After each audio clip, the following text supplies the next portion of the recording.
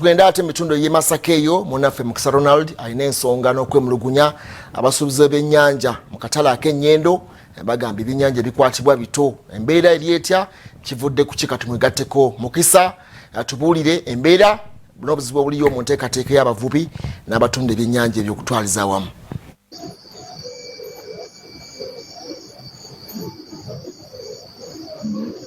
Neyanziza nnyo neyanzege mukama wange nyongera okujukiza bannamasaka nti nate ennaku z'omwezi ziri 29 lw'okutaano luno olujja nti tuli kololo ffenna mu Independence Night.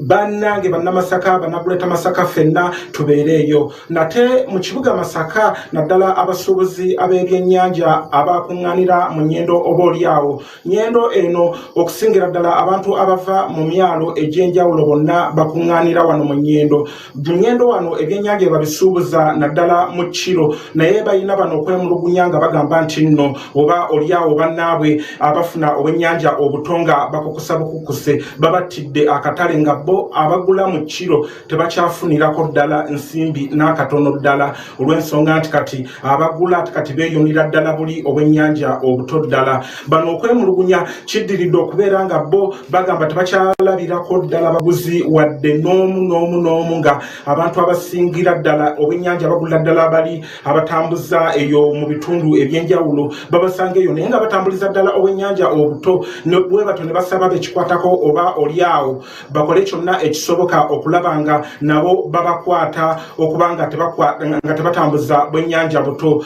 Bano twabafunyekooko mu maloboozi gaabwe nga beemulugunya olw'ensonga eno abakola mu katale ak'omunnyendo.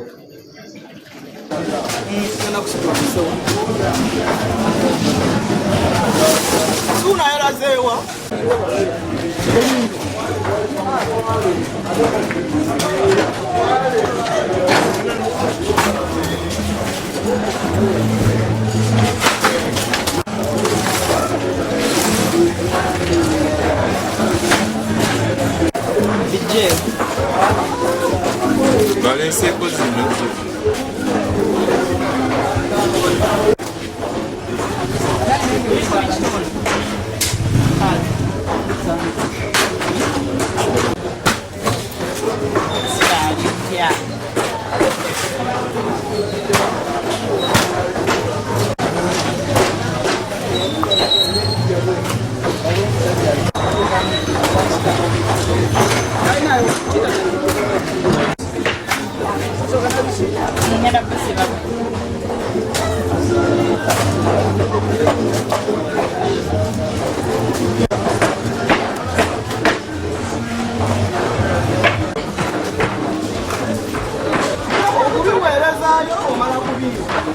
ate lwaki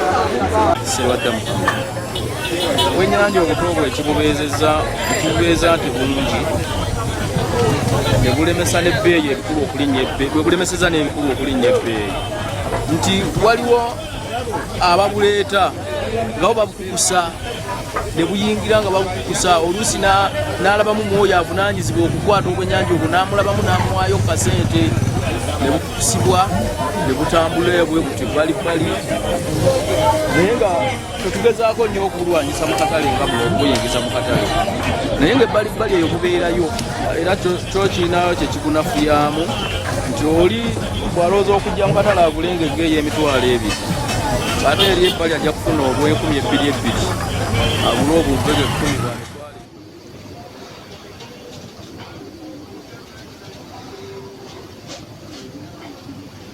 Embeera wetyo weeri naddala mu basuubuzi oba oliawo abatunda ebyennyanja ebikulu bo bagambira ddala nti nno basuubula ebyennyanja ebikulu ddala naye bo bannaabwe abatunda obwennyanja obuto babakoseza ddala ne kibaleetera okubeera nga bo bafiirizibwa oba oliawo ensimbi ennyingi eddala olwabo abatunda obwennyanja obuto olw'ensonga nti baate obwennyanja babutwalira ddala ne babutambuliza ddala kati nga bo abakolera mu katale oba mu kifo ekiteeketeeke ekyateekebwawo ne batafunirako ddala bakasitoma. Embeera weetyo weeri mu bitundu bino eby'omu Masaka naddala abatunda ebyennyanja ekkulu. Omuzindalo nkomezzaawo mu studio olwakadde.